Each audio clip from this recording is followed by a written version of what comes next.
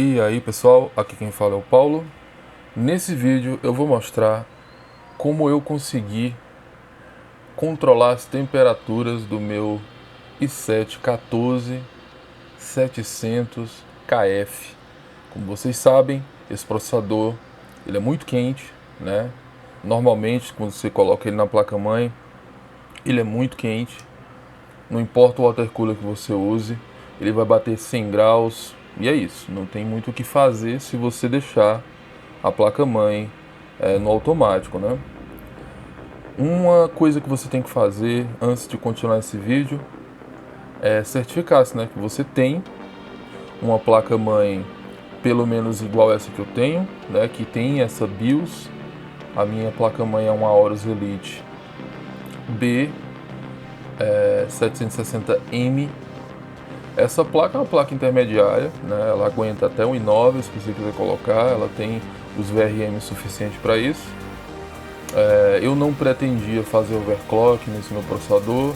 Meu objetivo desde que eu comprei ele foi usar ele como ele vem, né? Só qual o problema?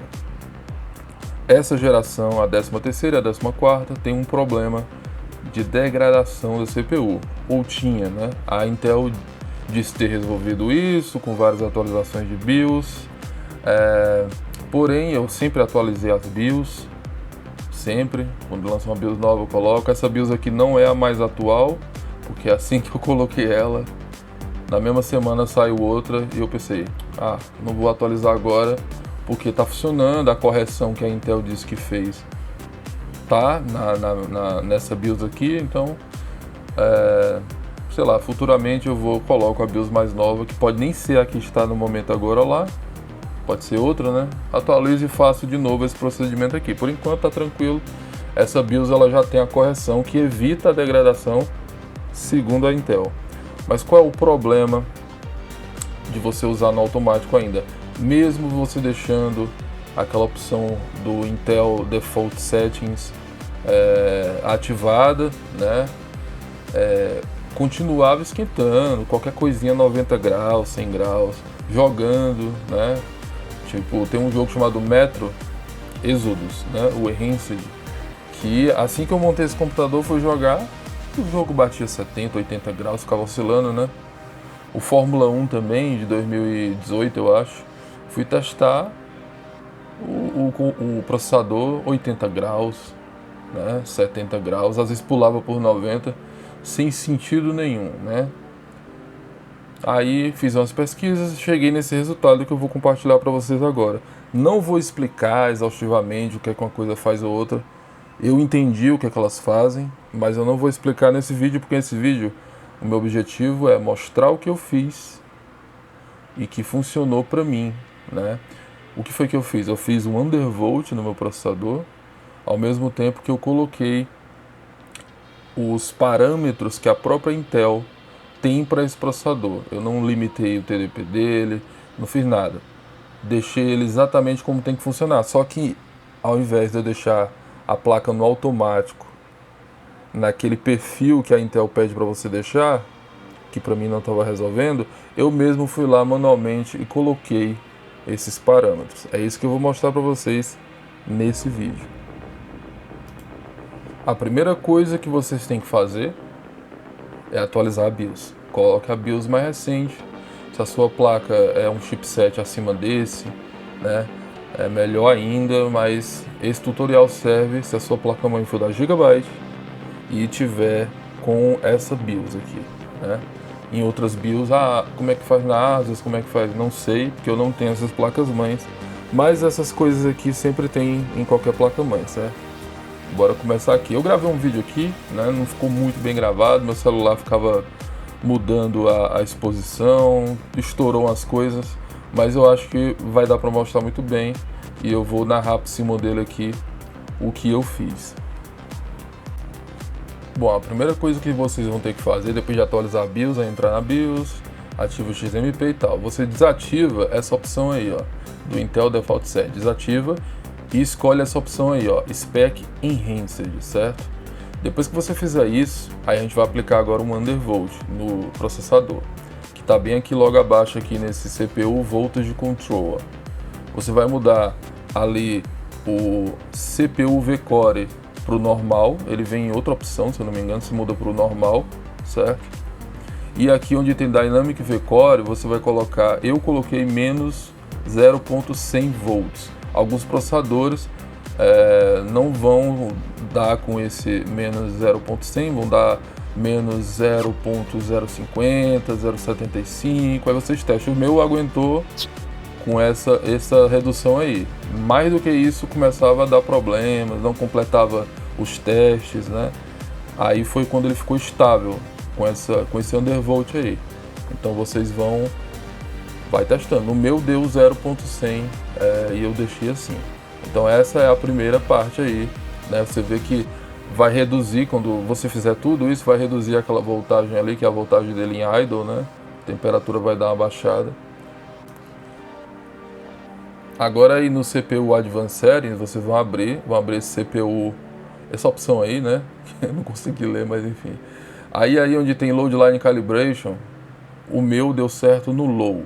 Coloquei no Low, testei em outros valores maiores, esquentava mais, testei menores e não dava, faltava energia. Então no Low foi que estabilizou no meu, deu certo. Essa dica eu peguei com o youtuber aí, né? O Fasta Benchmarker, o Denis, né, que ele deu essa dica aí, também usei junto aqui, ó, deu bom, certo?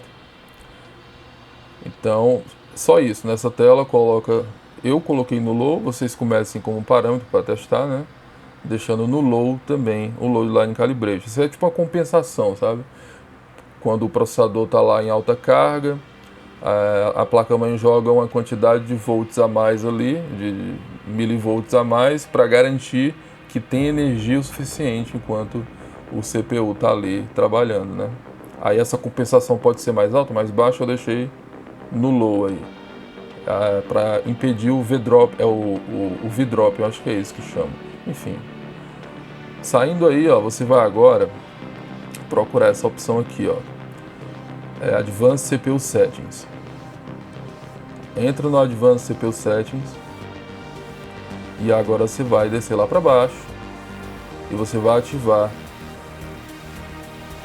o Turbo Power Limits. Você vai deixar ele em Enable e daí você vai mudar essas opções aí, ó. Você vai digitar 250, vai escolher 253 watts, que é o TDP desse processador. A gente não está limitando o TDP dele, esse é o TDP dele nominal. Você vai digitar 253 watts de limite no PL1, né? E também colocar o tempo de 56 segundos, é o tempo em que ele pode ficar no boost, né? Se ele precisar. Esses são os parâmetros que a própria Intel tem para esse processador. Peguei numa tabela, certo? No Limit 2 também você faz a mesma coisa.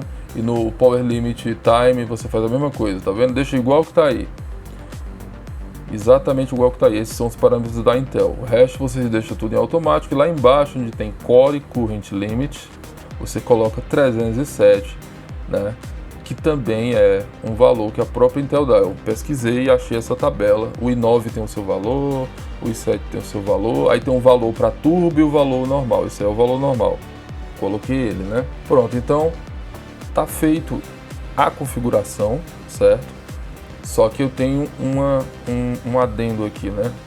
Aquele software da Gigabyte que controla a placa-mãe, RGB, etc. Ele tem embutido nele uma ferramenta para você fazer overclock e tal.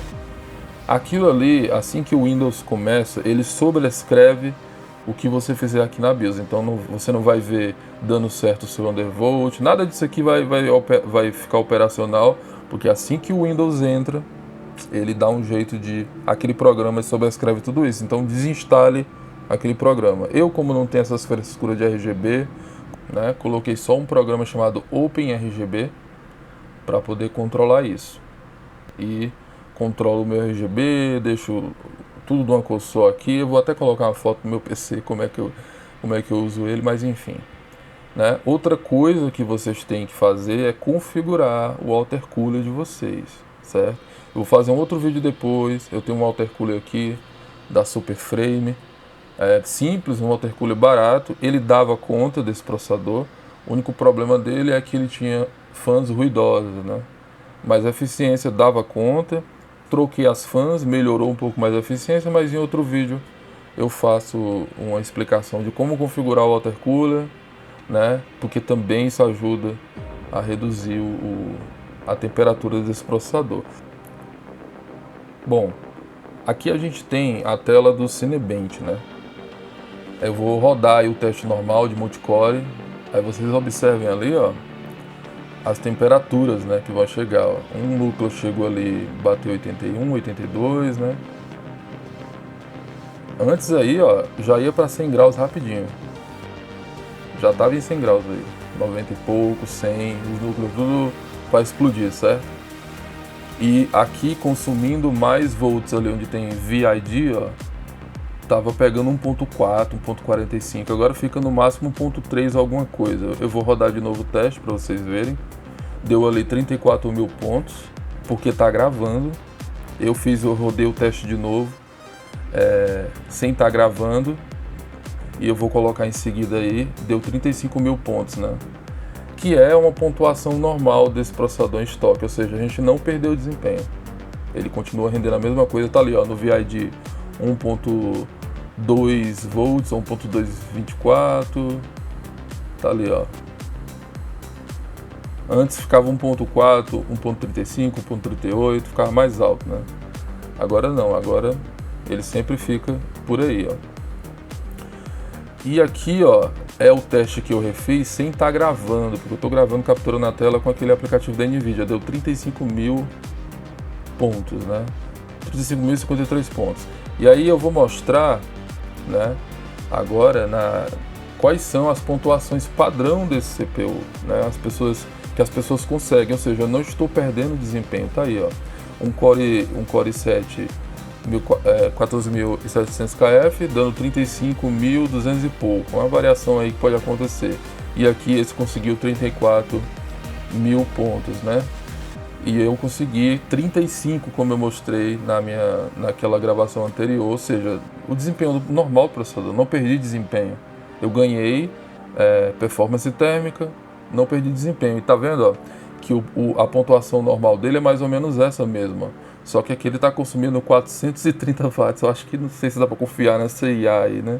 Mas ele consumia muito, cara. Ele é muito para cima o consumo dele, né?